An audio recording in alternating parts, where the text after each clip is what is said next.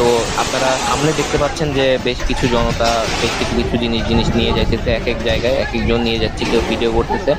আর এদিকে বিভিন্ন গোডাউনে হচ্ছে আগুন এখনো জ্বলতেছে। আপনারা দেখেন যে বেশ কিছু পাটের যেই জিনিসগুলোর ভিতরে আগুন জ্বলতেছে, মেশিনের মধ্যে আগুন জ্বলতেছে, এখনো চলতেছে। আর এদিকে জনতা, উৎসুক জনতা যারা, তারা হচ্ছে তাদের নিজের মতো করে যে যা পারছে নিয়ে যাচ্ছে। কিন্তু এটা আসলে আমার মনে হয় না ঠিক হচ্ছে, কারণ এটা নেওয়া ঠিক না। কারণ এগুলা হচ্ছে ছোট লোকের প্রমাণ দেওয়া আর কি, যেটা বলে। কারণ এগুলি কখন শিক্ষিত সমাজ এটা করবে না।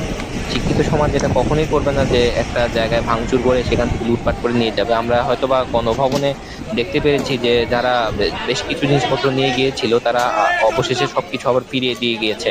কিন্তু এখানে আসলে জনতা দেখেন, আপনারা সামনে দেখতে পাচ্ছেন যে একটা, একজন না, এক দুই তিন, তিনজন হচ্ছে কি একটা মেশিন, এই মেশিনটার দাম আনুমানিক অনেক হবে। আনুমানিক কত হবে, 10 থেকে 15